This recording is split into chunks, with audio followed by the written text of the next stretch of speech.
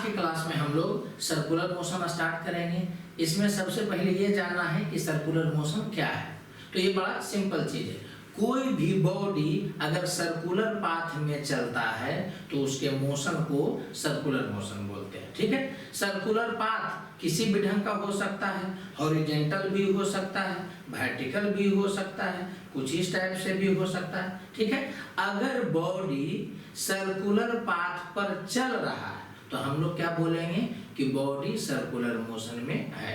जैसे कि यहाँ पर एक एग्जांपल पर आप देख सकते हैं कि एक पर्सन जो है इस बॉल को एक स्ट्रिंग से बांध कर करके और उसको घुमा रहा है, ऐसे घुमाता चाहे ऐसे घुमाता। ठीक है, तो ये वाला क्या है कि एक सर्कुलर पाथ पर चल रहा है, इसलिए ये बॉडी क्या है, सर्कुलर मोशन में है। ठीक है, कोई भी बॉल जो है वो ऐसे घूम रहा है, तो चूंकि सर्किल पर ये बॉल घूम रहा है तो ये बॉल किसमें है, सर्कुलर मोशन में। ठीक है,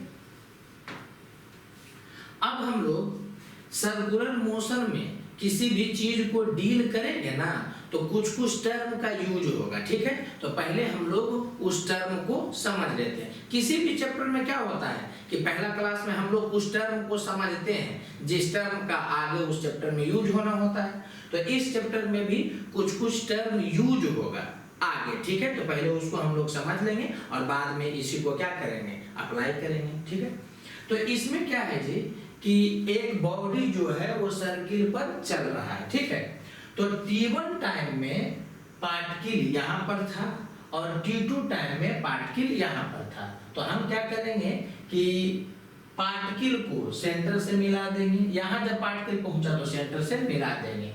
तो t1 से t2 टाइम में पार्टिकल सेंटर पर कितना एंगल सबटेंड किया, तो t1 से t2 टाइम के बीच में पार्टिकल सेंटर पर डेल्टा थीटा एंगल सबटेंड किया। तो इस सिचुएशन में डेल्टा थीटा क्या होगा, एंगुलर डिस्प्लेसमेंट होगा between time t1 and t2। बात समझ में आ रहा होगा। जैसे कि हम लोग डिस्प्लेसमेंट पढ़ते थे तो t1 टाइम में पार्टिकल यहाँ है, t2 टाइम में पार्टिकल यहाँ पर है, तो उस दोनों को हम लोग स्ट्रेट लाइन से मिला देते थे तो वही डिस्प्लेसमेंट हो जाता था between time t1 and t2। ठीक उसी ढंग से एंगुलर डिस्प्लेसमेंट कितना है, तो पार्टिकल किसी टाइम इंटरवल में जितना एंगल सेंटर पर सबटेंड करता है वही क्या होता है, एंगुलर डिस्प्लेसमेंट होता है। ठीक है, सर्कुलर मोशन में एंगुलर डिस्प्लेसमेंट क्या होता है ये आप समझ गए होंगे। अब जो यहाँ पर लिखा गया है ये वाला डिट्टो काइनेमेटिक्स टाइप का है। ठीक है, तो पहले बात आप एकदम आराम से समझ लीजिएगा। फील करना है, कुछ कुछ चीज क्या होता है कि बच्चों को फील नहीं होता है, इसलिए क्या है कि हम पहले फीलिंग करवा देते हैं, फिर तो मैथमेटिकली क्वेश्चन उस पर कैसे बनता है उसको तो देखेंगे ही। ठीक है, जैसे कि आपको अगर कोई बोलता है कि पार्टिकल में स्पीड है या पार्टिकल में वेलोसिटी है तो क्या सीन आता है दिमाग में, तो जब बोलता है कि पार्टिकल में वेलोसिटी है तो आपके दिमाग में आता है कि अच्छा कोई बॉडी चल रहा होगा, यही आता है ना सेंस। ठीक उसी ढंग से जब ये बोला जाएगा कि पार्टिकल का एंगुलर वेलोसिटी है तो ये दिमाग में आना चाहिए कि अच्छा पार्टिकल घूम रहा होगा। एक बार फिर से, पार्टिकल का एंगुलर वेलोसिटी जब आप सुनिए तो इसका मतलब ये होना चाहिए कि इसका मतलब पार्टिकल क्या है कि घूम रहा होगा। जनरली क्या देखिएगा ना कि बच्चा को एंगुलर वेलोसिटी बोलता है तो उसके दिमाग में कुछ इमेज बनता ही नहीं, तो इससे क्या होगा ना कि जब डाटा देगा या क्वेश्चन बनाइएगा तो थोड़ा सा फीलिंग में कमी आएगा, तो क्या है कि मजा किरकिरा हो जाएगा। ठीक है, तो हम लोग को क्या है कि एकदम पूरा फीलिंग आए चैप्टर में, इसके लिए कुछ कुछ चीज को थोड़ा फील करना है कि अच्छा इस टाइप का होगा, तब ना आप उसमें आगे प्रोसीड कर पाइएगा। एक बार फिर से, जब बोलता है कि पार्टिकल में वेलोसिटी है या स्पीड है तो क्या फीलिंग आता है कि पार्टिकल चल रहा होगा, ये फीलिंग आता है। ठीक उसी ढंग से जब आपको बोला जाएगा कि पार्टिकल में एंगुलर वेलोसिटी है तो ये फीलिंग आना चाहिए कि पार्टिकल घूम रहा होगा। ठीक है, स्लो घूम रहा होगा, फास्ट घूम रहा होगा, वो सेकेंडरी चीज है। एंगुलर वेलोसिटी से ये फील आना चाहिए कि पार्टिकल क्या हो रहा होगा, घूम रहा होगा। ठीक है, अब ये देखिए कि एंगुलर वेलोसिटी डिफाइन कैसे किया गया है, तो इंस्टेंटेनियस एंगुलर वेलोसिटी डिफाइन किया गया है D theta by D T से, जहां थीटा क्या है, एंगुलर पोजीशन है। एक बार फिर से काइनेमेटिक्स को देखिएगा तो वेलोसिटी कैसे डिफाइन किया गया, तो dr बाई dt पोजीशन को डिफरेंशिएट करते थे टाइम के रिस्पेक्ट में। ठीक उसी ढंग से यहाँ पर एंगुलर वेलोसिटी कैसे डिफाइन किया गया है, D theta by D T. यहाँ पर क्या होगा कि थीटा एंगुलर पोजीशन है, उसको डिफरेंशिएट करेंगे। और एवरेज कैसे निकलता है जी, तो कभी भी क्या होगा कि डिफरेंशियल फॉर्म में रहता है तो डी को डेल्टा फॉर्मेट में कर देते हैं, तो वही चीज एवरेज फॉर्मेट में चला आता है। तो यहाँ भी वैसे ही इंस्टेंटेनियस एंगुलर वेलोसिटी डिफाइन किया गया है D theta by D T. और एवरेज एंगुलर वेलोसिटी कैसे डिफाइन किया गया है, तो delta theta by delta T. इसको बोल सकते हैं angular displacement by time interval. इसमें कुछ बहस है नहीं, ठीक है। अब क्या पढ़ना है, एंगुलर एक्सीलरेशन, ठीक है। तो फिर से एक बार बोल रहे हैं कि जब आप सुनते हैं कि पार्टिकल में एक्सीलरेशन है तो आपके दिमाग में क्या इमेज उभरता है, तो नॉर्मली ये इमेज उभरता है कि पार्टिकल चल रहा होगा तो वो या तो स्लो हो रहा होगा या तो फास्ट हो रहा होगा, यही ना उभरता है। देखो स्लो या फास्ट होना जरूरी नहीं है, डायरेक्शन चेंज भी करेगा तो उसमें एक्सीलरेशन आ जाता है। लेकिन एक नॉर्मल सेंस होता है ना कि आपको बोलता है कि पार्टिकल एक्सीलरेट कर रहा है, तो दिमाग में आता है कि अच्छा पार्टिकल चल रहा होगा तो या तो स्लो हो रहा होगा या तो फास्ट हो रहा होगा। ठीक उसी ढंग से जब आप सुनिएगा कि एंगुलर एक्सीलरेशन है तो इसका क्या फीलिंग आना चाहिए, तो ये फीलिंग आना चाहिए कि अच्छा बॉडी घूम रहा होगा ना तो अब ज्यादा तेजी से घूमने लगेगा या कम तेजी से घूमने लगेगा, मतलब जो घूम रहा था उसमें चेंजिंग होगा। समझना, एक्सीलरेशन में क्या था कि जिस स्पीड से चल रहा है, जिस वेलोसिटी से चल रहा है उसमें चेंजिंग हो जाए। ठीक उसी ढंग से एंगुलर एक्सीलरेशन का क्या सेंस है कि जिस एंगुलर स्पीड से वो रोटेट हो रहा होगा उसमें चेंजिंग हो जाए, या तो ज्यादा तेजी से हो जाए या पहले के रिस्पेक्ट में कम तेजी से हो, तो हम लोग बोलेंगे क्या कि उसको ओमेगा में चेंज हो रहा है, उसके एंगुलर वेलोसिटी में चेंज हो रहा है, इसका मतलब उसमें एंगुलर एक्सीलरेशन, ये फीलिंग आना चाहिए। एक लास्ट बार हम बोलते हैं, उसके बाद फिर क्या है कि इसको बता करके मैथमेटिकली उतरेंगे, ठीक है।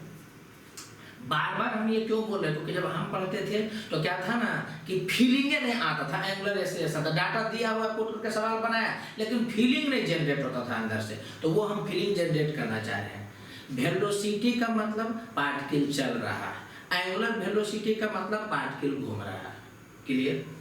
एक्सीलरेशन का मतलब जो पार्टिकल चल रहा है ना वही या तो ज्यादा तेज हो रहा है या तो क्या हो रहा है, स्लो हो रहा है। एंगुलर एक्सीलरेशन का मतलब जो पार्टिकल घूम रहा है वो ज्यादा तेजी से घूमने लगेगा या जिस स्पीड से घूम रहा था उससे कम स्पीड से घूमेगा, यही क्या है, एंगुलर एक्सीलरेशन है। आई होप बात आप तक पहुंच गया होगा, ठीक है। तो एंगुलर एक्सीलरेशन कैसे डिफाइन किया गया है, तो वहां पर हम लोग पढ़े थे एक्सीलरेशन dv by dt, तो यहाँ पर एंगुलर एक्सीलरेशन डिफाइन किया गया d ओमेगा by dt, ठीक है। तो जैसे वहां पर पढ़े थे वैसे ही यहाँ पर है, बस अंतर क्या है कि वहां पर जहां पर आप पोजीशन पुट करते थे यहाँ पर एंगुलर पोजीशन थीटा पुट करिएगा, जहां पर आप वेलोसिटी पुट करते थे वहां पर आप एंगुलर वेलोसिटी पुट करिएगा। समझ आ रहा है कि नहीं। जहां पर आप क्या है कि एक्सीलरेशन बात करते थे यहाँ पर क्या है कि एंगुलर एक्सीलरेशन बात किया जाएगा। तो ये साइन एनोमस आपको दिख रहा होगा दोनों जगह पर, बाकी देख लीजिए या तो D omega by D T या थीटा को डबल डिफरेंशिएट करिएगा टाइम के रिस्पेक्ट में। और एक और एक्सीलरेशन को हम फॉर्मूला पढ़े थे v into d v by d r, तो वैसे ही यहाँ होगा omega into d omega by d theta. R के जगह पर थीटा पुट कर दीजिए और v के जगह पर ओमेगा पुट कर दीजिए, तो आपको सब मैच करता हुआ दिखेगा। एवरेज एंगुलर एक्सीलरेशन कितना होगा, तो delta omega by delta T, ठीक है। तो आप अगर काइनेमेटिक्स से रिलेट करिएगा तो ए टू जेड चीज आपको रिलेटेड दिख रहा होगा, ठीक है। अब क्या करेंगे कि इस पर न्यूमेरिकल से गुजरेंगे तो क्या है कि बात क्लियर होगा। दिया हुआ है कि if angular position of particle varies as theta equal to this radial, okay, then find angular displacement between t equal to 1 second to t equal to 2 second, angular velocity इससे इसके बीच में, angular velocity at this। तो एक बात तो clear होगा जी कि angular velocity at t equal to 2 second पर पूछा है, इसका मतलब ये इंस्टेंटेनियस पूछा है। Angular velocity between this and this पूछा है, इसका मतलब क्या है कि वो एवरेज एंगुलर वेलोसिटी पूछा है। ये सब हम लोग काइनेमेटिक्स वगैरह में भी देख चुके हैं, न्यूटन्स लॉ में भी देखे हैं कि f का वैल्यू dp by dt है। समझ आ रहा है कि नहीं। तो अगर जो बोलता है फोर्स बताओ इस मोमेंट में, इसका मतलब इंस्टेंटेनियस होता है। और एक बोलता है क्या कि फोर्स बताओ between this time to this time, तो इसका मतलब एवरेज फोर्स का बात किया है। तो वो सब तो यार नॉर्मल हो गया है हम लोगों के लिए।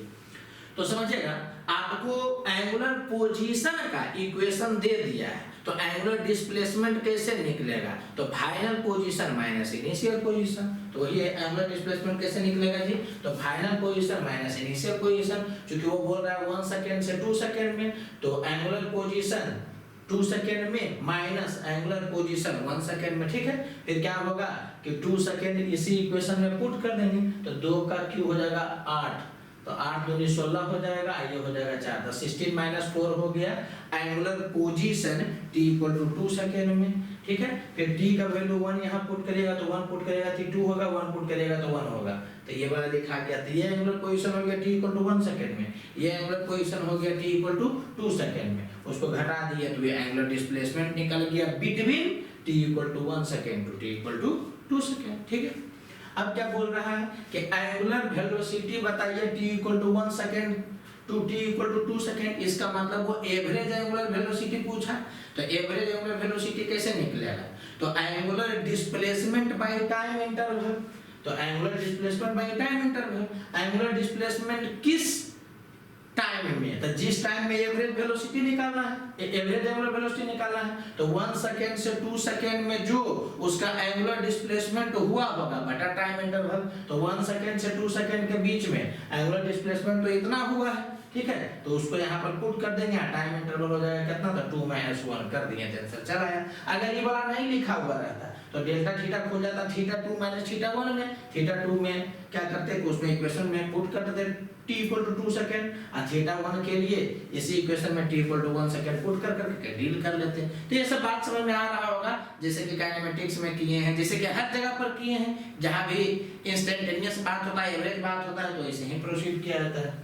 अब आपको क्या बोल रहा है कि एंगुलर वेलोसिटी बताइए at t equal to 2 second, माने इंस्टेंटेनियस पर पूछा, तो इंस्टेंटेनियस कभी भी डिफरेंशिएशन से निकलता है, तो इंस्टेंटेनियस एंगुलर वेलोसिटी कितना हो जाएगा, तो d थीटा बाय dt, तो थीटा का इक्वेशन दिया है, इसको डिफरेंशिएट कर देंगे, तो ये वाला आ गया इसका इक्वेशन। अब इसी में t इक्वल टू 2 सेकेंड मार देंगे, तो क्या है कि इंस्टेंटेनियस एंगुलर वेलोसिटी चला आएगा। यूनिट वगैरह तो आपको पता ही है कि थीटा है एंगुलर पोजीशन, इसका मतलब थीटा का ऐसा यूनिट होगा रेडियन, और ओमेगा क्या क्या होगा, तो d थीटा बाय dt, तो d थीटा का यूनिट हो गया रेडियन और dt का यूनिट हो गया टाइम बार मतलब सेकंड, तो रेडियन पर सेकंड। बात आपको समझ में आ रहा होगा।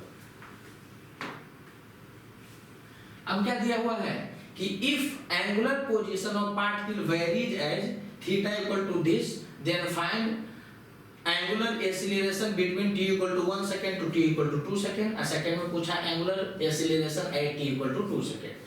तो between this second to this second बात किया है, इसका मतलब क्या हो गया कि इस क्वेश्चन में वो एवरेज एंगुलर एक्सीलरेशन पूछा है, तो एवरेज एंगुलर एक्सीलरेशन कैसे निकलेगा, तो delta omega by delta t, delta omega का मतलब फाइनल टाइम में ओमेगा माइनस इनिशियल टाइम में omega by final time minus initial time. बात समझ में आ रहा होगा।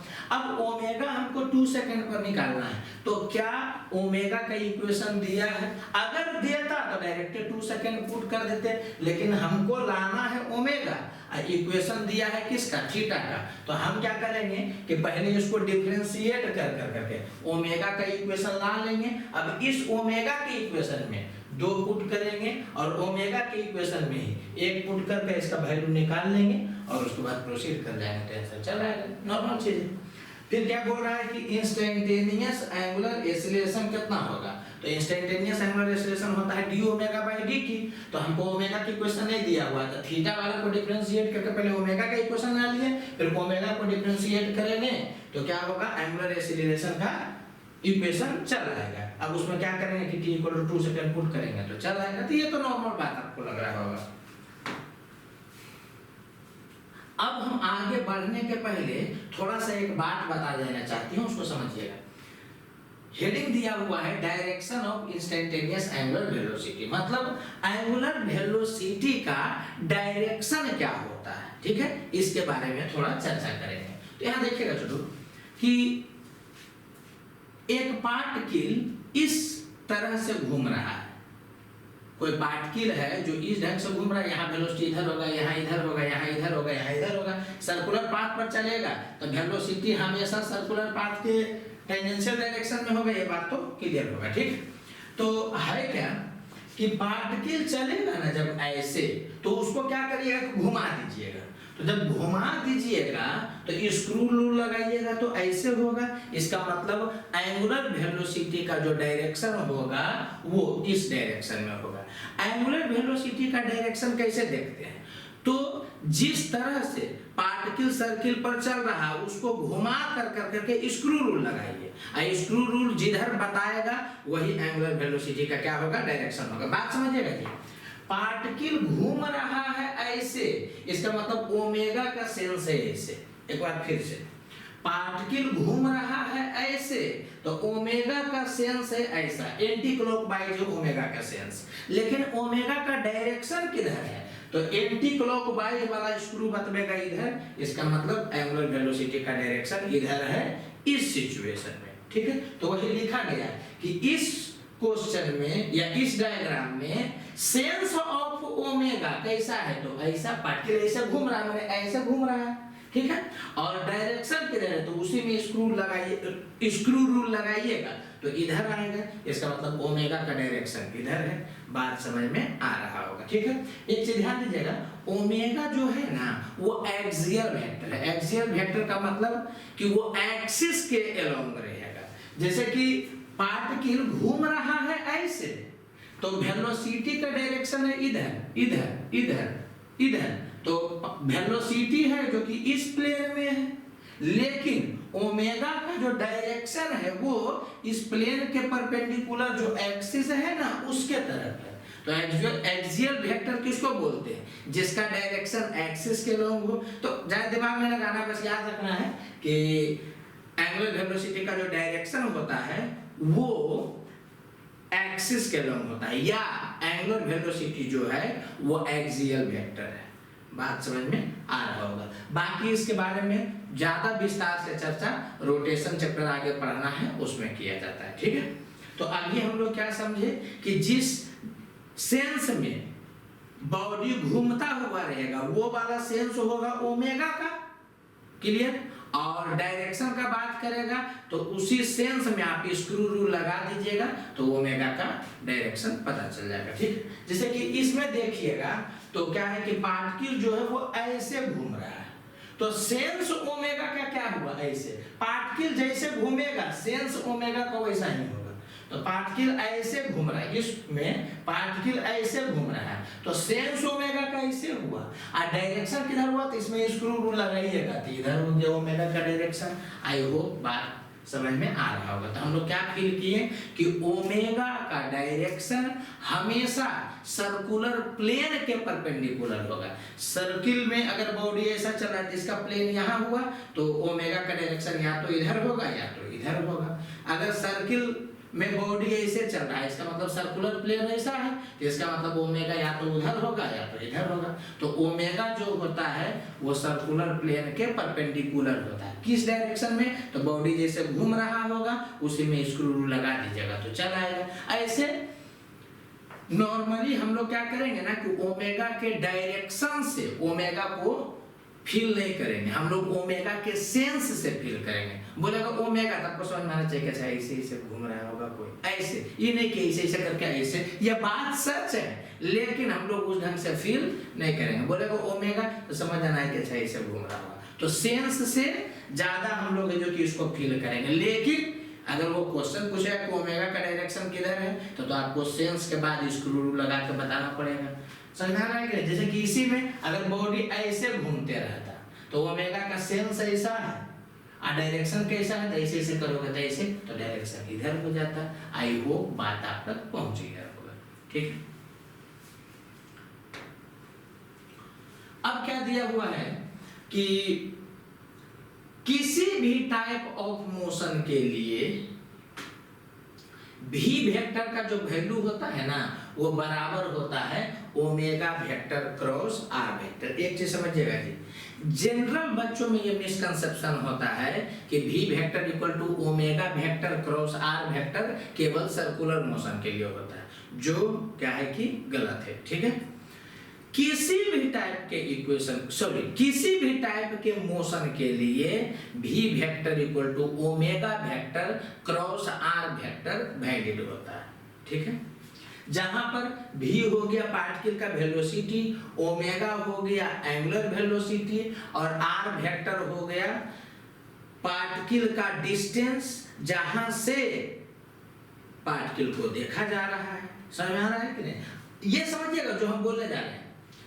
ये वाला जो है ना वो इस टाइप का बन जाता है, v equal to omega r magnitude wise, या omega equal to v by r circular motion में। तो बात समझिएगा, v equal to omega r या omega equal to v by r, ये जो है वो केवल सर्कुलर मोशन के लिए, लेकिन v vector equal to omega vector cross r vector जो है वो किसी भी टाइप के मोशन के लिए।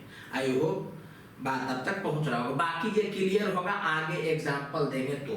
ये वाला चीज जो है ना वो अभी तुरंत क्लियर नहीं होगा, ठीक है। ये वाला चीज जो है वो आगे एग्जांपल देंगे तो क्लियर होगा। अभी बस केवल ये ध्यान रखना है कि ये वाला किसी भी टाइप के मोशन के लिए वैलिड है, और v equal to omega r या omega equal to v by r ये केवल सर्कुलर मोशन के लिए वैलिड है। इसका सेंस क्या है जी, कि पार्टिकल का ओमेगा ऐसा है, तो ओमेगा वेक्टर हो गया इधर, इस डायरेक्शन में हो गया ओमेगा वेक्टर, और आर वेक्टर हो गया इधर, यहाँ पार्टिकल है यहाँ पर सेंटर है, मतलब गड़बड़ यहाँ पर है, तो उसके लिए तो आर ये हो गया, तो ओमेगा वेक्टर इधर है और आर इधर है।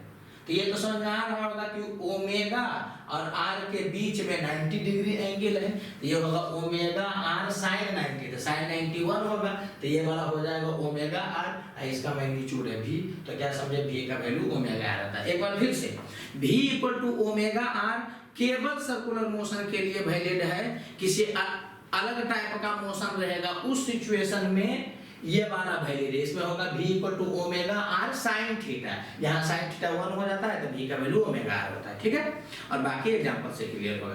तो हम लोग क्या देखें कि अगर कोई पार्टिकल सर्कुलर मोशन में है तो v देगा तो हम ओमेगा निकाल लेंगे v बाई आर से, और अगर जो ओमेगा देगा तो हम लोग v निकाल लेंगे ओमेगा आर से। बात समझ में आ रहा होगा। बाकी क्या है एग्जांपल से गुजरते हैं। दिया हुआ है, if A particle is revolving on a circular path of radius 20 meter with angular velocity 30 degree पर सेकेंड, सेकेंड में दिया हुआ है 3 रेडियन पर सेकेंड, ठीक है। तो आपको बताना है कि वेलोसिटी ऑफ पार्टिकल क्या होगा। यहाँ एक चीज ध्यान दीजिएगा कि अगर ऐसा यूनिट में पुट करिएगा तो ओमेगा होना चाहिए रेडियन पर सेकेंड। ये हिट करके दिए बता रहे हैं जी, क्योंकि हो सकता है आपसे कभी गलती करवा रहे, तो v का वैल्यू ओमेगा है, तो ओमेगा को आपको पुट करना होगा ऐसा यूनिट में, r भी पुट करिएगा ऐसा यूनिट में, तभी ना आंसर आएगा ऐसा यूनिट में। तो ओमेगा का ऐसा यूनिट होता है रेडियन पर सेकंड, यहाँ दिया हुआ है डिग्री पर सेकंड, तो आपको तो पता ही है कि 30 डिग्री पर सेकंड है, तो डिग्री को रेडियन में कन्वर्ट करेंगे तो पाई बटा 180 से मल्टीप्लाई करेंगे, रेडियन को डिग्री में कन्वर्ट करेंगे तब 180 बटा पाई से मल्टीप्लाई करेंगे, तो आप जानते ही हैं। तो 30 यहाँ लिखा गया और डिग्री को हम लोग क्या कर दिए पाई बटा 180 रेडियन कर दिए। समझ में आ रहा होगा, सेकंड तो ऐसा यूनिट ही है। तो ये हो गया कितना ओमेगा इनटू आर, तो आर ये हो गया 20, तो सब ऐसा यूनिट में पुट किए, तो ये भी यूनिट भी आएगा जो वेलोसिटी का वो ऐसा यूनिट में आएगा, मतलब मीटर पर सेकंड आएगा, ठीक है। या कोई ऐसा भी सोच सकता था कि 30 डिग्री जो होता है पाई बाई 6 रेडियन है, तो डायरेक्ट 30 डिग्री का जगह पर ये वाला पार्ट है जो एक के बारे में पाई बाई 6 लिखता इनटू आर का वैल्यू इतना लिखता, तो चला था, ठीक है। और अगर जो ऐसा यूनिट में ही दे दिया ओमेगा का वैल्यू तो और झंझट कम है, v का वैल्यू ओमेगा आर, तो ओमेगा की जगह पर पुट कर दिया ऐसा यूनिट में, और r के जगह पर भी पुट किया ऐसा यूनिट में, तो रिजल्ट आ गया ऐसा यूनिट में। तो हमको नहीं लग रहा है कि कोई दिक्कत होगा इसमें। बस यही हिट किए हैं कि अगर डिग्री पर सेकंड दे देगा तो आपको उसको रेडियन पर सेकंड में लाना होगा, तब यूज करिएगा। बात समझ में आ रहा होगा। बाकी ओमेगा में होता है रेवोल्यूशन पर सेकंड, रेवोल्यूशन पर मिनट, तो वो सब चर्चा रोटेशन में किया जाता है, ठीक है। यहाँ पर अभी आपको इतना ही जानना है।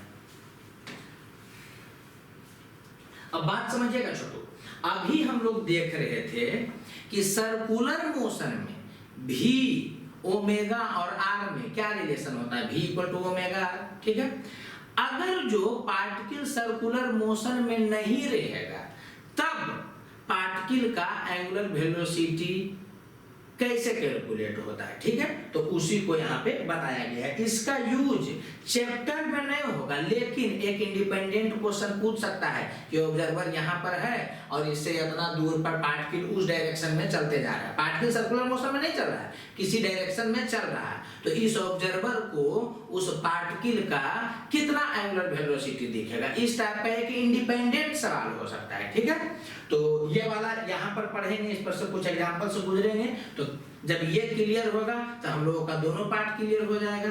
सर्कुलर मोशन में v ओमेगा आर में क्या रिलेशन होता है, तो v equal to omega r, ये देख लिए। अब नॉन सर्कुलर मोशन में जो पार्टिकल का वेलोसिटी दिया रहेगा, ओमेगा दिया रहेगा, आर दिया रहेगा, उसमें क्या रिलेशन होता है उसको देखेंगे। तो देखिएगा यहाँ पर क्या बोला गया है। अभी पहला केस में माना गया है कि ऑब्जर्वर रेस्ट में है। ठीक है, ऑब्जर्वर क्या है, रेस्ट में, और पार्टिकल इस डायरेक्शन में चल रहा है। तो हमको बताना है कि इस ऑब्जर्वर को इस पार्टिकल का एंगुलर वेलोसिटी कितना दिखेगा। एक बात क्लियर कर दे रहे, ये वाला जो पार्टिकल चल रहा है वो सर्कुलर मोशन में नहीं। अगर सर्कुलर मोशन में रहता तब तो observer direct v equal to omega r बोलता। समझ में आ रहा होगा। यहाँ पर क्या है कि ये पार्टिकल जो सर्कुलर मोशन में नहीं है, ऐसे चल रहा है स्ट्रेट लाइन में। ठीक है, तो इस ऑब्जर्वर को इस पार्टिकल का एंगुलर वेलोसिटी कितना दिखेगा ये पता करना। क्लियर, तो इसमें किया क्या जाता है ना कि जो वेलोसिटी है पार्टिकल का उसको दो कंपोनेंट में तोड़िए। एक कंपोनेंट होगा r के अलोंग और एक कंपोनेंट होगा r के परपेंडिकुलर। देखिए यहाँ पर हम तोड़ दिए। ठीक है, फिर से ऑब्जर्वर जहां पर है वो पार्टिकल को देख रहा है, तो r वेक्टर तो इधर हो गया, ये बात तो समझ में आ रहा होगा। ठीक है, अब v को क्या करना होता है कि r के अलोंग और r के परपेंडिकुलर में तोड़ देना होता है। तो r के अलोंग हो गया v cos थीटा, r के परपेंडिकुलर हो गया v sin थीटा। एक बार फिर से, हम लोग cos थीटा और sin थीटा में इंटरेस्टेड नहीं है। हो सकता है कि एंगल इधर देता इधर से, तो इधर cos हो जाता, उधर sin हो जाता, तो cos थीटा ही होगा या sin थीटा होगा, उसमें इंटरेस्टेड नहीं है।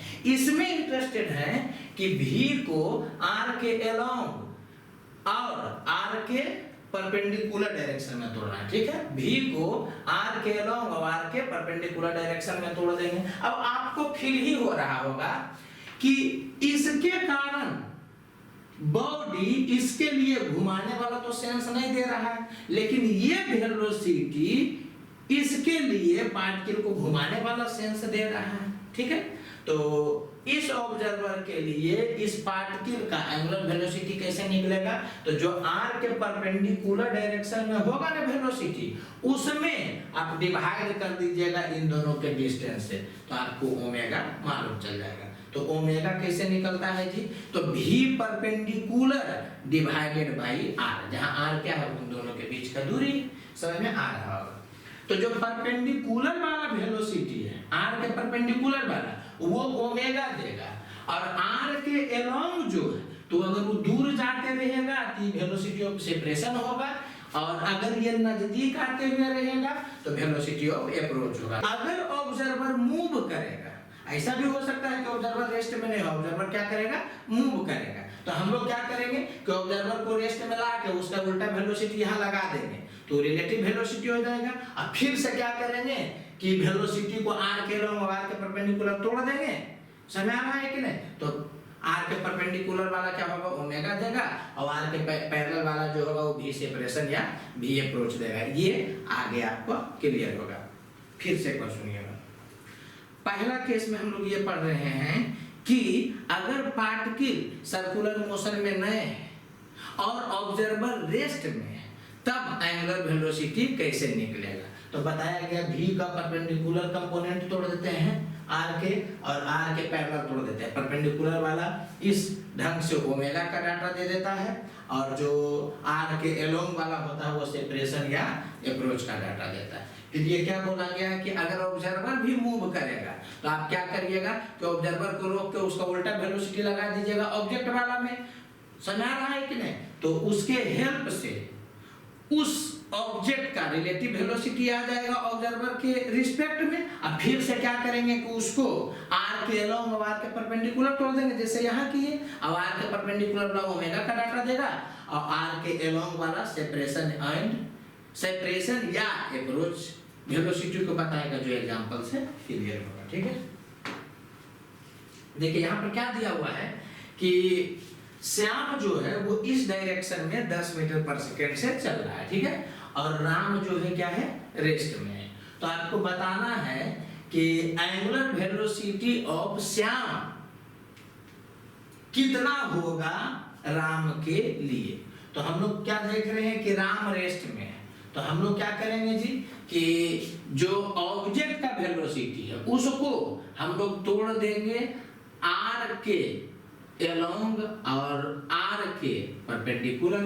अरे ये देख रहा है कि ऑब्जर्वर हो गया, इसको देख रहा है कि ऑब्जेक्ट हो गया, तो दोनों को मिला दोगे तो वाला हो गया आर।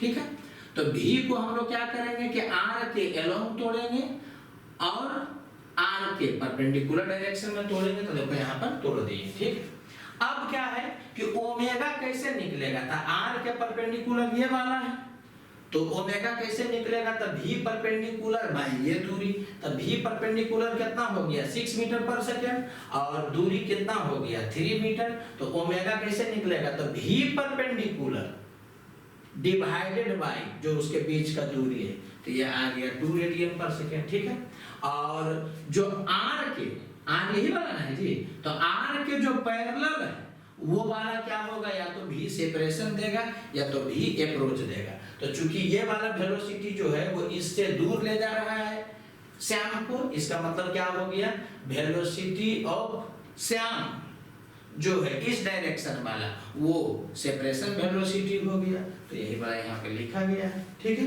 अब यहाँ पर बात समझिएगा, इस केस में क्या है कि श्याम जो है वो मूव तो कर रहा है, मतलब ऑब्जेक्ट जो है वो तो मूव कर रहा है, साथ ही साथ ऑब्जर्वर भी मूव कर रहा है। यहाँ पर हम लोगों को श्याम का एंगुलर वेलोसिटी निकालना है जो राम को दिखेगा। ठीक है, तो एक केस में क्या था कि ऑब्जर्वर रेस्ट में था, तो डायरेक्टर क्या किया कि जो ऑब्जेक्ट का वेलोसिटी था उसको आर के अलोंग और आर के परपेंडिकुलर तोड़ करके डील कर लिए। इस सिचुएशन में क्या है कि ऑब्जर्वर का भी वेलोसिटी है, तो उस सिचुएशन में क्या बताया गया है कि ऑब्जर्वर के वेलोसिटी को उल्टा कर देंगे। ठीक है, और अब क्या करेंगे कि इन जो भी वेलोसिटी आएगा उसको आर के परपेंडिकुलर और आर के अलोंग तोड़ देंगे। तो जो परपेंडिकुलर वाला होगा फिर से भी परपेंडिकुलर बाई आर ओमेगा दे देगा, और जो आर के अलोंग रहेगा वो भी सेपरेशन या भी अप्रोच दे देगा। बात समझ में आ रहा होगा। एक बार फिर से, इस दोनों में क्या अंतर है, जब ऑब्जर्वर रेस्ट में रहेगा तब ऑब्जर्वर के लिए कुछ नहीं करना है, जो ऑब्जेक्ट का वेलोसिटी रहेगा उसको आपको आर के अलोंग और आर के परपेंडिकुलर तोड़ना है। इसमें क्या है कि ऑब्जर्वर भी मूव कर रहा है, तो क्या करेंगे हम लोग कि ऑब्जर्वर के वेलोसिटी को उल्टा कर करके लगा देंगे ऑब्जेक्ट वाला में। अब इसको क्या करेंगे कि आर के परपेंडिकुलर डायरेक्शन में तोड़ देंगे और आर के पैरेलल डायरेक्शन में तोड़ देंगे। तो पैरेलल वाला जो होगा वो अप्रोच या सेपरेशन देगा, और परपेंडिकुलर वाला जो होगा वो क्या देगा, ओमेगा देगा। ठीक है, तो इसको इस डायरेक्शन में तोड़ेंगे तो हो जाएगा 10 cos 53 डिग्री, इधर हो जाएगा 10 sin 53 डिग्री, और इसको तोड़ेंगे इस डायरेक्शन में और इस डायरेक्शन में, तो इसका इस डायरेक्शन में हो जाएगा 10 cos 53 डिग्री और उसका इधर हो जाएगा कितना 10 sin 53 डिग्री। तो आप करके देखिएगा, तो इधर 6 आ जाएगा, इधर 8 आ जाएगा, इधर 6 और 8 दोनों आएगा। तो इस डायरेक्शन में आर के परपेंडिकुलर डायरेक्शन में वेलोसिटी हो गया 14 मीटर पर सेकेंड, तो इसको इसका ओमेगा कितना दिखेगा, तो इतना बटा ये वाला, तो हो गया 14/3 रेडियन पर सेकेंड। और इधर 8 है इधर 6 है, तो इस दोनों का रिजल्टेंट इधर हो गया। इसका मतलब इसको लगेगा कि पार्टिकल 2 मीटर पर सेकेंड से ऊपर जा रहा है, मतलब हमसे दूर जा रहा है, तो वेलोसिटी ऑफ सेपरेशन क्या हो जाएगा 2 मीटर पर सेकेंड। अगर जो इधर 8 रहता इधर 6 रहता, तो इस दोनों का रिजल्टेंट इधर हो जाता, तो उस सिचुएशन में इसको लगता है कि हमारी तरफ अप्रोच कर रहा है 2 मीटर पर सेकेंड से। ठीक है, तो ये जो क्वेश्चन है ना, ये इंडिपेंडेंटली आपसे पूछ सकता है, ठीक है। आगे सर्कुलर मोशन में इसका यूज नहीं है, सर्कुलर मोशन में तो वही यूज होगा जब पार्टिकल सर्किल में चलेगा, ठीक है। तो पार्टिकल सर्किल में नहीं चलेगा, उस सिचुएशन में भी ओमेगा और भी में रिलेशन पूछा जा सकता है या न्यूमेरिकल पूछा जा सकता है, तो हम बता दिए इसको, ठीक है, ताकि आप देखे रहिएगा तो सवाल इजीली डील करिएगा, ठीक है। अब हम लोग प्योर सर्कुलर मोशन के बारे में पढ़ेंगे। बात समझिएगा, अभी तक इसके पहले हम लोग क्या पढ़ रहे थे कि सर्कुलर मोशन में क्या क्या टर्म यूज होता है, angular position, angular velocity, angular displacement, angular acceleration के बारे में पढ़ रहे थे। फिर हम लोग क्या हुआ कि सर्कुलर मोशन से थोड़ा सा डेविएट होके भी पढ़े कि जब सर्कुलर मोशन नहीं होगा तब एंगुलर वेलोसिटी कैसे कैलकुलेट होता है। ये बताना इसलिए पड़ता है कि हो सकता है उसको इंडिपेंडेंटली पूछ ले, समझ आ रहा है कि नहीं। लेकिन अब इसके बाद हम लोग इधर उधर डेविएट नहीं होंगे, सिर्फ और सिर्फ सर्कुलर मोशन पर फोकस करेंगे, ठीक है। अब एक बात और हम बोलना चाहेंगे सर्कुलर मोशन में आगे बढ़ने के पहले। सर्कुलर मोशन में क्या होता है ना कि बच्चा को मिसकंसेप्शन बहुत होता है, ठीक है। सेंट्रीफ्यूगल फोर्स लगा रहा है तो ये कर रहा है वो कर रहा है, तो हम जो यहाँ पर बोलेंगे उसको हम 3 बार 4 बार बोलेंगे ताकि आपके दिमाग में कुछ चीज एकदम सेट कर देना चाहते हैं। क्या सेट कर देना चाहते हैं वो हम बता रहे हैं। ये जब सेट हो जाएगा ना तो आपका कंसेप्ट क्लियर रहेगा और आप जब प्रोसीड करिएगा तो कॉन्फिडेंटली प्रोसीड करिएगा कि हाँ हमको ऐसे दिख रहा है, ऐसे बढ़ेंगे क्वेश्चन में, ठीक है। तो कुछ बात हम आपके दिमाग में डालना चाह रहे हैं, उसके लिए यहाँ पर देखिए। देखो छोटू, कोई बॉडी सर्कुलर पाथ में चल रहा है, ठीक है, सर्कुलर पाथ पर बॉडी चल रहा है, तो यहाँ पर वेलोसिटी v1 है, यहाँ वेलोसिटी v2 है, यहाँ v3 है, यहाँ पर v4 है। तो बात समझिएगा, इस 4 जगह पर आप देखिएगा तो हो सकता है कि मैग्नीट्यूड बराबर हो लेकिन डायरेक्शन बदल रहा है, ये तो एकदम क्लियर है। एक बार फिर से, अगर इस 4 जगह को आप देखते हैं तो इस चारों जगह पर स्पीड बॉडी का हो सकता है कि कांस्टेंट रहे या हो सकता है कि बदले, लेकिन डायरेक्शन बदल रहा है ये तो श्योर है। इसका मतलब क्या हो गया कि पार्टिकल का वेलोसिटी सर्कुलर पाथ पर बदलेगा, ये तो फिक्स है। क्यों? क्योंकि वेलोसिटी में मैग्नीट्यूड डायरेक्शन दोनों है, तो मैग्नीट्यूड बदले चाहे नहीं बदले डायरेक्शन तो बदल रहा है। एक बार फिर से, पार्टिकल अगर सर्कुलर पाथ पर चलेगा तो उसका वेलोसिटी का मैग्नीट्यूड बदले चाहे नहीं बदले डायरेक्शन तो बदलेगा। इसका मतलब क्या हो गया कि पार्टिकल जब सर्कुलर मोशन में होता है तो उसका वेलोसिटी बदलता है। इस चीज को पहले आप दिमाग में सेट कर लीजिए कि पार्टिकल चाहे जैसे चले सर्कुलर पाथ में उसका वेलोसिटी कांस्टेंट नहीं रहेगा, वेलोसिटी बदलेगा, ठीक है। तो यहां समझिएगा जी कि अगर कोई पार्टिकल सर्कुलर मोशन में है तो हर हालत में उसका वेलोसिटी कांस्टेंट नहीं होगा। मैग्नीट्यूड हो सकता है कि कांस्टेंट हो लेकिन डायरेक्शन बदल जाएगा, तो ओवरऑल वेलोसिटी तो बदल ही गया। आई होप बात पहुंच रहा होगा। तो अगर पार्टिकल सर्कुलर मोशन में है तो उसका वेलोसिटी कांस्टेंट नहीं होगा, ये मस्ट है, ठीक है। अगर वेलोसिटी कांस्टेंट नहीं है तो उसका डिफरेंशिएशन 0 नहीं होगा, ये मस्ट है। अगर वेलोसिटी कांस्टेंट होता तो उसका डिफरेंशिएशन 0 हो जाता, लेकिन यहाँ पर क्या है कि वेलोसिटी कांस्टेंट नहीं हो सकता सर्कुलर मोशन में चलने पर। इस कारण से एक्सीलरेशन 0 नहीं हो सकता है सर्कुलर मोशन में चलने पर। इसका मतलब क्या हो गया कि नेट फोर्स बॉडी पर 0 नहीं हो सकता है सर्कुलर मोशन में चलने पर। एक बार फिर से आप फोकस करिएगा, एक्सीलरेशन 0 नहीं होगा तो फोर्स तो होता है मास इनटू एक्सीलरेशन, तो एक्सीलरेशन 0 नहीं होगा, इसका मतलब क्या हो गया कि फोर्स भी 0 नहीं होगा।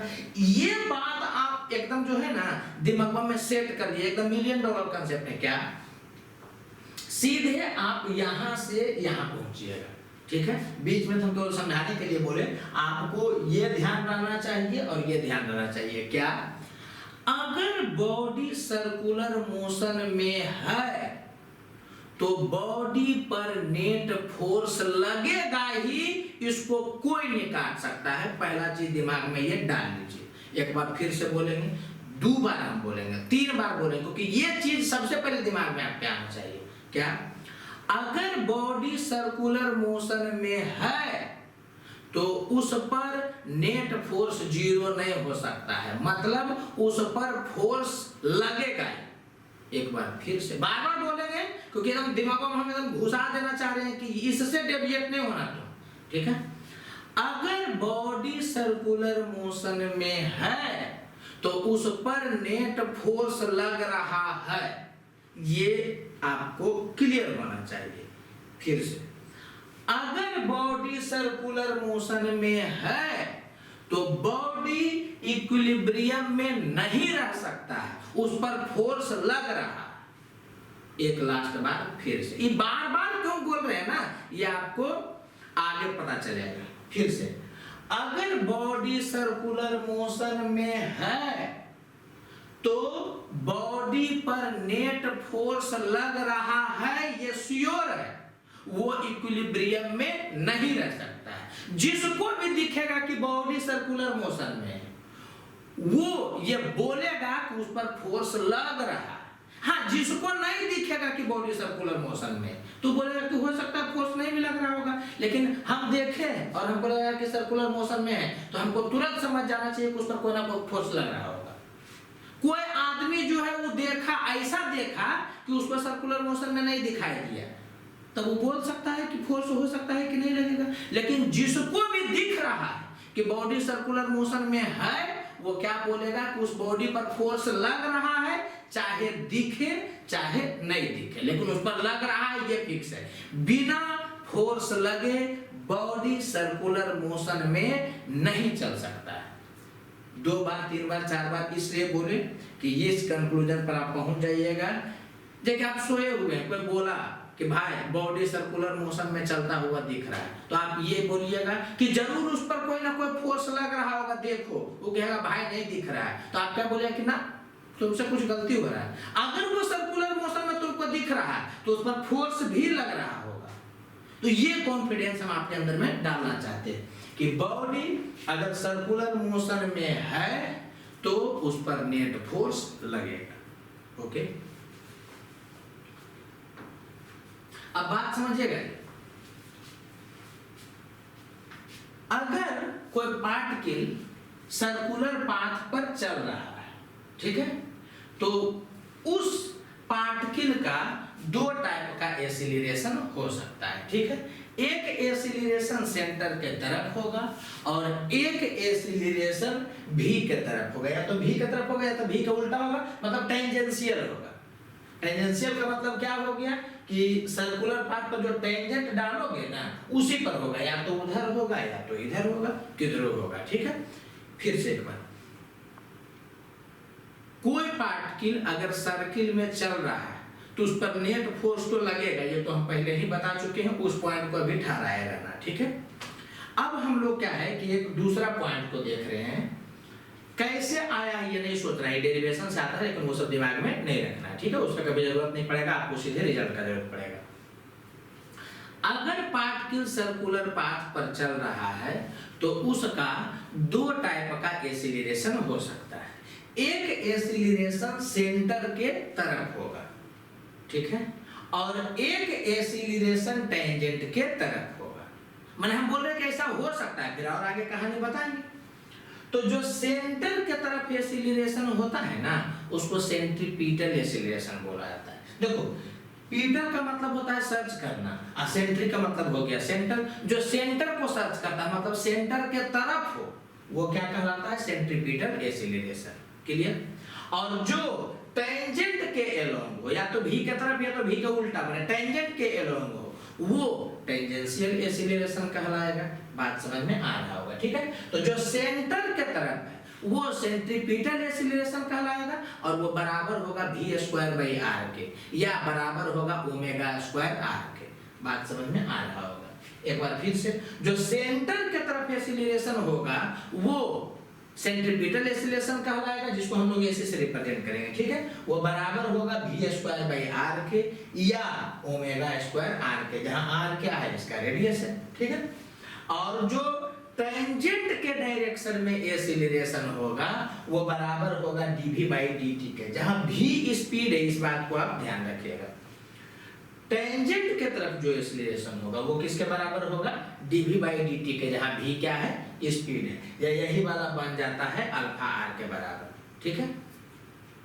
तो आपको ये याद रखना है। तो नेट एक्सीलरेशन किधर होगा, तो सेंट्रीपिटल एक्सीलरेशन और टेंजेंशियल एक्सीलरेशन का नेट एक्सीलरेशन इस डायरेक्शन में होगा। तो a नेट का वैल्यू कितना हो जाएगा, √ac² प्लस at²। बात समझ में आ रहा होगा। एक बार फिर से, अगर कोई बॉडी सर्कुलर मोशन में होगा तो उसके पास एक्सीलरेशन का दो पॉसिबिलिटी बनता है। एक एक्सीलरेशन सेंटर की तरफ होगा जो सेंट्रीपिटल एक्सीलरेशन कहलाएगा, वो बराबर होगा v²r के या ω² r के, क्लियर।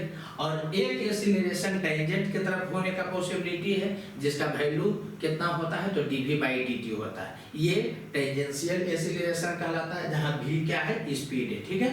और dv/dt है जो कि अल्फा r के बराबर होता है। इसका मतलब एक टेंजेंशियल dv/dt बोल सकते हैं या अल्फा r बोल सकते हैं, ठीक है। इसको ध्यान रखना। तो कोई पार्टिकल जो सर्किल में चल रहा है उसका नेट एक्सीलरेशन कितना होगा, तो टेंजेंशियल एक्सीलरेशन और सेंट्रीपिटल एक्सीलरेशन का रिजल्टेंट, ठीक है। तो नेट एक्सीलरेशन हो जाएगा √ac² प्लस at²। ओके, अभी तत्काल यहाँ तक देखना। ठीक उसी ढंग से फोर्स में भी कर सकते हैं कि पार्टिकल सर्किल में जब चलेगा तो उस पर नेट फोर्स तो लगेगा, ये तो हम श्योर है। तो हम लोग क्या करेंगे ना कि फोर्स को कंपोनेंट में तोड़ के देखेंगे।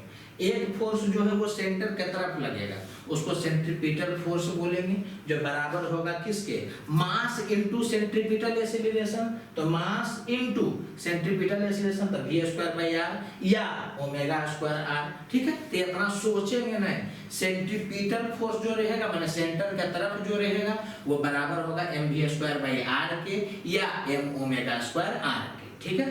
और जो टेंजेंशियल फोर्स रहेगा वो बराबर होगा m dv/dt के या m अल्फा r के, यहाँ पर बराबर हो सकता है m अल्फा r, ठीक है। मोस्टली यही बड़ा यूज होता है। तो हम लोग क्या समझे कि कोई बॉडी अगर सर्कुलर पाथ में चल रहा है तो हम लोग के दिमाग में ये बात आना चाहिए कि अगर एक्सीलरेशन का बात करेंगे तो दो ढंग से सोचना है। सेंटर की तरफ एक्सीलरेशन सोचेंगे तो v²r या ω²r के बराबर होगा, ठीक है। और टेंजेंशियल एक्सीलरेशन के बारे में सोचेंगे तो dv/dt होगा। और अगर फोर्स के टर्म में सोचेंगे तो सेंटर की तरफ जो फोर्स लगेगा वो बराबर होगा mv²r के या mω²r के, ठीक है। और जो टेंजेंट के तरफ फोर्स लगेगा वो बराबर होगा m dv/dt के। तो नेट फोर्स कितना होगा, तो इस दोनों का रिजल्टेंट होगा। तो नेट फोर्स बराबर होगा √fc² प्लस ft²। पहले इन दोनों को आपको ध्यान में रख लेना है और अब इसके बाद इसको अप्लाई करेंगे, क्लियर। देखिए क्या दिया हुआ है, एक केस जो है उसको आपको समझना। Uniform circular motion, uniform circular motion किसको बोला जाता है, जब बॉडी कांस्टेंट स्पीड से सर्किल पर चलता है। एक बात का ध्यान दीजिएगा, स्पीड कांस्टेंट हो सकता है सर्किल पर चलेगा तो 5 मीटर पर सेकंड, 5 मीटर पर सेकंड, 5 मीटर पर सेकंड, 5 मीटर पर सेकंड, तो ये कांस्टेंट स्पीड से चला, मगर डायरेक्शन में तो बदल ही रहा है। तो ये ध्यान रखना, यूनिफॉर्म सर्कुलर मोशन का मतलब वेलोसिटी कांस्टेंट नहीं हो सकता है। सर्कुलर मोशन में वेलोसिटी कांस्टेंट हो ही नहीं सकता, ये पॉसिबिलिटी ही नहीं बनता है कि वेलोसिटी कांस्टेंट हो। हाँ, स्पीड कांस्टेंट हो सकता है। तो चूंकि इससे बहुत सवाल पूछा जाता है इसलिए स्पेशल केस करके बताया जाता है, अब कुछ रिजल्ट रटा हुआ रहना चाहिए, ठीक है। तो यूनिफॉर्म सर्कुलर मोशन में स्पीड क्या हो जाता है, पार्टिकल का कांस्टेंट होता है। तो आप तो समझ रहे हो कि अगर स्पीड कांस्टेंट होगा तो dv/dt 0 होगा, मतलब टेंजेंशियल एक्सीलरेशन 0 होगा। अगर स्पीड कांस्टेंट होगा तो टेंजेंशियल एक्सीलरेशन जीरो होगा, इसका मतलब क्या हो गया कि टेंजेंशियल फोर्स भी जीरो होगा। तो ये रिजल्ट ध्यान रखना। इसका मतलब नेट एक्सीलरेशन जो है वो केवल सेंट्रीपिटल होगा। अरे भाई इधर सेंट्रीपिटल था, इधर टेंजेंशियल था, और ये दोनों का नेट होता था, तो इधर सेंट्रीपिटल है और इस डायरेक्शन में क्या है, टेंजेंशियल है, तो ये वाला जीरो जैसे होगा, इसका मतलब नेट भी जो है वो सेंट्रीपिटल के ही बराबर होगा, नेट फोर्स भी जो है वो सेंट्रीपिटल के ही बराबर होगा। फिर से एक बार बोल रहे हैं ध्यान से। यूनिफॉर्म मोशन है, सर्कुलर मोशन, बात समझना जी। यूनिफॉर्म मोशन है, यूनिफॉर्म सर्कुलर मोशन में अंतर है। यूनिफॉर्म मोशन हम लोग पहले ही पढ़ चुके हैं। यूनिफॉर्म मोशन में वेलोसिटी कांस्टेंट होता है, मतलब नेट फोर्स जीरो होता है। यूनिफॉर्म सर्कुलर मोशन में स्पीड कांस्टेंट होता है। एक बार फिर से, कंफ्यूज नहीं होइएगा। यूनिफॉर्म मोशन में वेलोसिटी कांस्टेंट होता है, मतलब मैग्नीट्यूड भी कांस्टेंट होता है, डायरेक्शन भी कांस्टेंट होता है। क्लियर? लेकिन यूनिफॉर्म सर्कुलर मोशन में स्पीड कांस्टेंट होता है, ये ध्यान दीजिएगा। तो यूनिफॉर्म मोशन में वेलोसिटी कांस्टेंट है, नेट फोर्स जीरो होता है। यूनिफॉर्म सर्कुलर मोशन में स्पीड कांस्टेंट है, मतलब टेंजेंशियल एक्सीलरेशन जीरो है, टेंजेंशियल फोर्स जीरो है। इसका क्या मतलब हो गया कि नेट एक्सीलरेशन सेंट्रीपिटल एक्सीलरेशन के बराबर हो जाएगा, नेट फोर्स सेंट्रीपिटल फोर्स के बराबर होगा। ठीक है, तो जब यूनिफॉर्म सर्कुलर मोशन का बात करेगा तो ये वाला बात आपके दिमाग में आना चाहिए कि पार्टिकल पर केवल और केवल सेंटर के तरफ फोर्स लगेगा, पार्टिकल पर केवल और केवल सेंटर के तरफ फोर्स लगेगा यूनिफॉर्म सर्कुलर मोशन में। बात समझ में आ रहा होगा। नॉर्मल केस में पार्टिकल पर दो ढंग का फोर्स दिखेगा, एक सेंटर की तरफ दिखेगा, एक टेंजेंट की तरफ दिखेगा। लेकिन जब यूनिफॉर्म सर्कुलर मोशन होगा, मतलब स्पीड कांस्टेंट होगा, समझ आ रहा है कि नहीं, सब जगह पर सेम स्पीड से चलेगा, उस सिचुएशन में टेंजेंशियल वाला जीरो हो जाता है एक्सीलरेशन ऑफ फोर्स। इसका मतलब नेट फोर्स या और नेट एक्सीलरेशन जो है वो केवल सेंटर की तरफ लगता है। बात समझ में आ रहा होगा। एक बात और हम हिट करेंगे, ध्यान से सुनिएगा। पार्टिकल अगर सर्कुलर मोशन में है तो उसका स्पीड तो मस्ट है कि कुछ ना कुछ है। अगर स्पीड जीरो है तो सर्कुलर मोशन में ही नहीं। तो क्या समझ में आया कि अगर पार्टिकल सर्कुलर मोशन में है तो उसका स्पीड तो रहेगा ही, और अगर स्पीड है तो हर हालत में सेंट्रीपिटल फोर्स है। क्लियर? अगर स्पीड है तो हर हालत में v²/r है, मतलब सेंट्रीपिटल एक्सीलरेशन है। तो क्लियर करिएगा कंसेप्ट को, जो बोल रहे हैं उसको दिमाग में सेट करिएगा। अगर पार्टिकल सर्कुलर मोशन में है तो tangential force, tangential acceleration zero हो सकता है जब स्पीड कांस्टेंट होगा तब, मगर हर हालत में सेंटर के तरफ जो फोर्स लग रहा है, सेंट्रीपिटल फोर्स या सेंटर के तरफ जो एक्सीलरेशन है, सेंट्रीपिटल एक्सीलरेशन, वो जीरो नहीं हो सकता है। एक बार फिर से बोल रहे हैं, ध्यान से सुनिएगा। अगर बॉडी सर्कुलर मोशन में है तो ये मस्ट है कि उस पर सेंटर के तरफ कोई ना कोई फोर्स लग रहा है।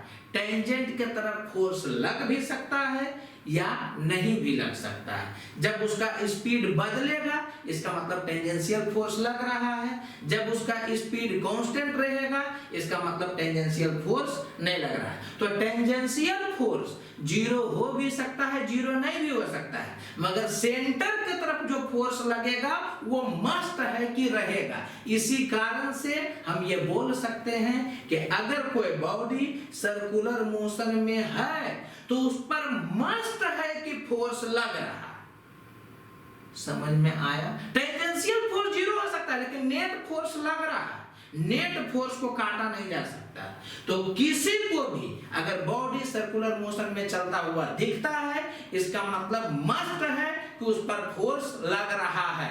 फोर्स का डायरेक्शन किधर है वो बाद का चीज है, मगर लग रहा है। हाँ, अगर ये तुमको पता चल जाए कि यूनिफॉर्म स्पीड से पार्टिकल घूम रहा है सर्किल में, तो तुम एकदम बोल सकते हो कि ये मस्ट है कि उस पर फोर्स सेंटर के तरफ लग रहा होगा। बात समझ में आ रहा है? ध्यान से देखना। यहां पर हम ये बताना चाहे थे कि पार्टिकल पर फोर्स दो ढंग का लग सकता है, टेंजेंट की तरफ लग सकता है और सेंट्रीपिटल की तरफ लग सकता है। यहां पर हम क्या बताएं कि अगर स्पीड कांस्टेंट होगा तो फोर्स हर हालत में सेंटर की तरफ लगेगा, और दोनों को कंबाइन करके देखो तो ये जाने कि अगर बॉडी सर्कुलर मोशन में है तो उस पर नेट फोर्स लग रहा है। कोई कितना भी बोल दे कि बॉडी इक्विलिब्रियम में है, तुम इसको मत मानना। क्यों? क्योंकि अगर सर्कुलर मोशन में है तो उसका वेलोसिटी चेंज कर रहा है, इसका मतलब उस पर फोर्स लग रहा है। बात समझ में आया?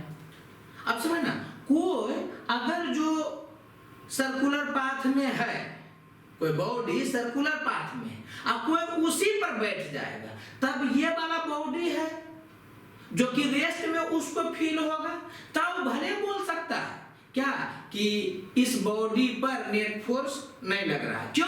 क्योंकि उसको लग रहा है कि ये क्या है, रेस्ट में। कोई भी चीज जो चल रहा है उस पर तुम बैठ जाओगे तो तुमको क्या होगा, रेस्ट में फील होगा। समझ में आ रहा है कि नहीं? लेकिन अगर जो तुम दूर से देख रहे हो कि पार्टिकल सर्किल में चल रहा है, तो तुम एकदम सीना ठोक के ये बोल सकते हो कि उस पर कोई ना कोई फोर्स लग रहा है। क्लियर? और अगर जो ये पता चल रहा है कि उसका स्पीड कांस्टेंट है, तो तुम ये बात बोलोगे कि उस पर मस्ट है कि फोर्स सेंटर की तरफ लग रहा होगा। बात समझ में आ रहा है? इसको हम इतना बार रिपीट क्यों किए? क्योंकि पूरा का पूरा कहानी इसी पर चलना। एक लास्ट बार बोल कर करके आगे बढ़ते हैं। क्या? बॉडी अगर सर्कुलर मोशन में है तो उस पर नेट फोर्स मस्ट है लगना। पहला पॉइंट ये, ठीक है।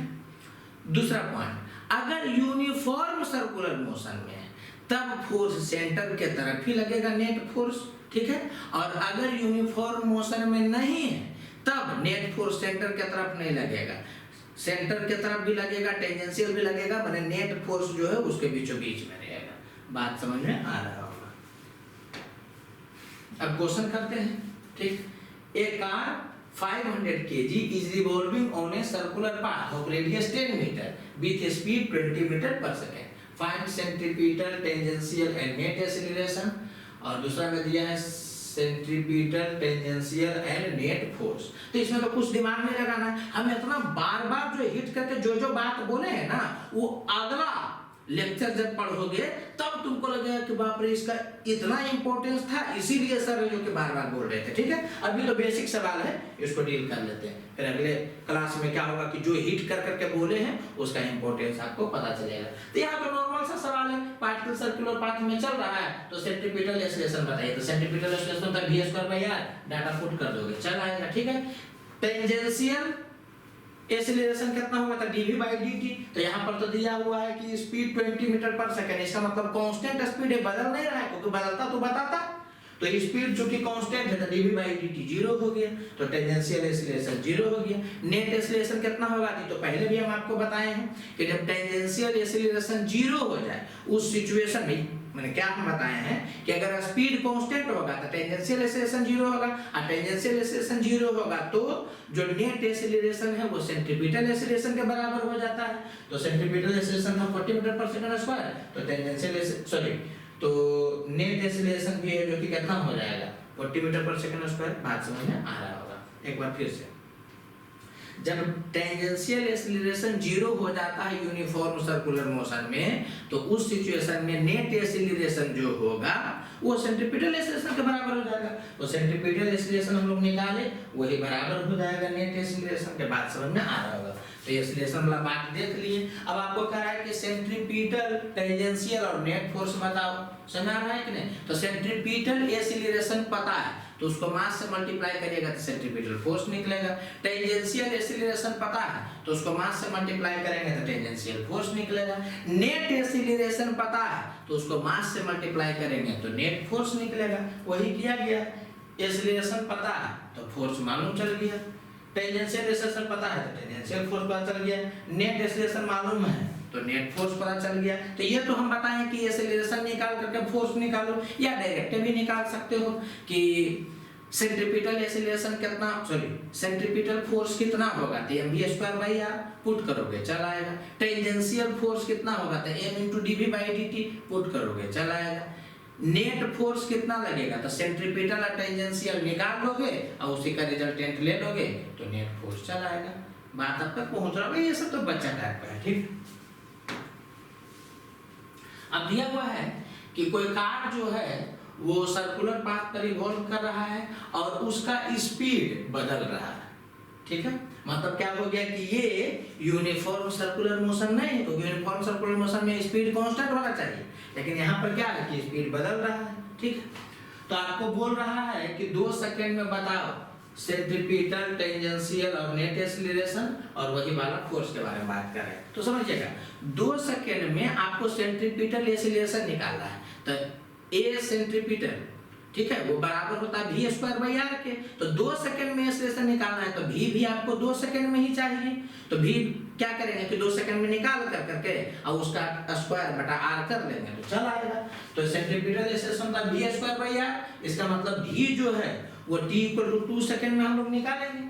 तो क्या होगा कि t = 2 सेकंड में यहाँ पर पुट कर करके v निकाल के स्क्वायर/r करो, या डायरेक्ट v के जगह पर 3t² था ना, उसको पुट किए तो 9t⁴/9, r के जगह पर दिया हुआ होगा 9, r दिया हुआ है 9, तो इसको कर लिए तो एक सेंट्रीपिटल एक्सीलरेशन आ गया t⁴। अब इसी में क्या करिएगा कि 2 सेकंड डाटा मार दीजिएगा तो 16 मीटर/सेकंड² आ जाएगा, ठीक है। या आप ऐसे भी कर सकते थे कि यहाँ पर हम इक्वेशन नहीं पुट करेंगे, t = 2 सेकंड में सेंट्रीपिटल एक्सीलरेशन चाहिए तो t = 2 सेकंड में वेलोसिटी चाहिए या स्पीड चाहिए, उसका स्क्वायर/r करेंगे। तो यहाँ t = 2 सेकंड पुट करो, तो 2 पुट करोगे तो 2 का स्क्वायर ये 4, 4 × 3 तो ये हो गया 12। तो यहाँ पर क्या कर देते हैं 12 का स्क्वायर, ये हो जाता है 144, अब बटा यहाँ पर कर देते हैं 9, तब भी आता है 144/9 कितना होगा 16, तो आ गया। तो सेंट्रीपिटल एक्सीलरेशन आ गया, सेंट्रीपिटल एक्सीलरेशन आ गया तो सेंट्रीपिटल फोर्स भी निकल जाएगा। बात समझ में आ रहा होगा। अब क्या है कि टेंजेंशियल एक्सीलरेशन निकालना है, तो टेंजेंशियल एक्सीलरेशन dv/dt होता है, तो v का इक्वेशन दिया हुआ है, इसको डिफरेंशिएट कर देंगे तो टेंजेंशियल एक्सीलरेशन का इक्वेशन आ जाएगा। इसी में t = 2 पुट कर देंगे तो क्या होगा कि टेंजेंशियल एक्सीलरेशन मालूम चल गया 12 मीटर/सेकंड²। और टेंजेंशियल फोर्स निकालना है तो मास इनटू टेंजेंशियल एक्सीलरेशन, तो मास इनटू टेंजेंशियल एक्सीलरेशन कर दिए तो क्या हो गया कि टेंजेंशियल फोर्स निकल गया। अब नेट एक्सीलरेशन कितना होगा, नेट फोर्स कितना होगा, तो टेंजेंशियल एक्सीलरेशन हो गया 12 और सेंट्रीपिटल हो गया 16, तो ये दोनों का रिजल्टेंट करेंगे तो क्या है कि चला आएगा नेट एक्सीलरेशन, ठीक है। और नेट फोर्स कितना होगा, तो या तो आप सेंट्रीपिटल फोर्स और टेंजेंशियल फोर्स का रिजल्टेंट लीजिए √fc² + fp² से, या नेट एक्सीलरेशन मालूम हो गया तो उसको मास से मल्टीप्लाई करिएगा तो नेट फोर्स भी निकल जाएगा। बात समझ में आ रहा होगा। ये सब बेसिक चीज है जो आपके आंख से क्या किया है कि गुजारा जा रहा है। एक बात ध्यान दीजिएगा जी, पार्टिकल जब सर्कुलर मोशन में होता है ना तब एक्सीलरेशन कहता है, तो उसको एक के बार में निकालने का नहीं प्रयास करिएगा। एक बार सेंट्रीपिटल देख लीजिएगा, एक बार टेंजेंशियल देखिएगा, तब रिजल्टेंट लीजिएगा। अगर जो टेंजेंशियल वाला 0 हो गया तो जो सेंट्रीपिटल वाला वही नेट होगा। बात समझ में आ रहा होगा, ठीक है। अब जो है ये बात हम केवल इसलिए बता देना चाह रहे हैं आपको कि कहीं ऐसा नहीं कि वो मैथमेटिकली लिख कर करके आपको फंसा ना ले, ठीक है। इसलिए क्या है कि हम थोड़ा सा इसको हिट करके बता देना चाह रहे हैं। आज इतना पढ़ा कर करके इस लेक्चर को खत्म कर देंगे, ठीक है। और अगला लेक्चर जो होगा ना उसमें आपको फुल मजा आने लगेगा कि आखिर काहे इस लेक्चर में कुछ चीज को 3 बार बोले 4 बार बोले, ये आपको फीलिंग आएगा, ठीक है। आज तो क्या है कि थोड़ा सा इंट्रोडक्शन टाइप में ही चला जा रहा है। तो देखिए यहाँ क्या दिया है इस चीज को आप समझिएगा। हम बता चुके हैं ये बात, लेकिन फिर भी दोबारा इसलिए बोल रहे हैं ताकि जब हिट होगा ना तो आपका दिमाग क्लिक करेगा, अच्छा यहाँ पर ये दोनों में ये गैप है, ठीक है। तो बात समझिएगा छोटू, जब आप वेलोसिटी को डिफरेंशिएट करते हैं तब आपको नेट एक्सीलरेशन मिलता है, और जब आप स्पीड को डिफरेंशिएट करते हैं तब आपको टेंजेंशियल एक्सीलरेशन मिलता है। फिर से जब आप वेलोसिटी को डिफरेंशिएट करते हैं तो आपको नेट एक्सीलरेशन मिलता है।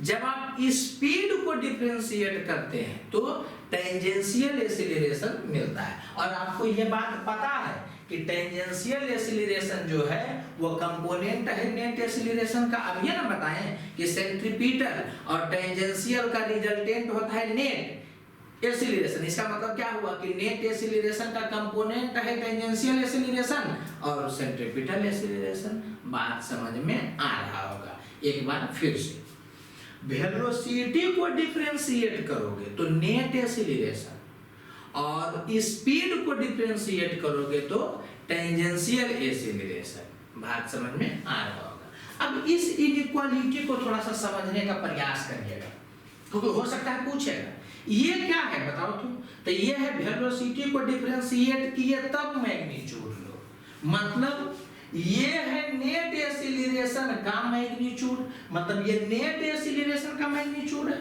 ये क्या है dv by dt, तो ये टेंजेंशियल एक्सीलरेशन है, तब मोड लगाया मैंने मैग्नीट्यूड, तो ये नेट एक्सीलरेशन का मैग्नीट्यूड है।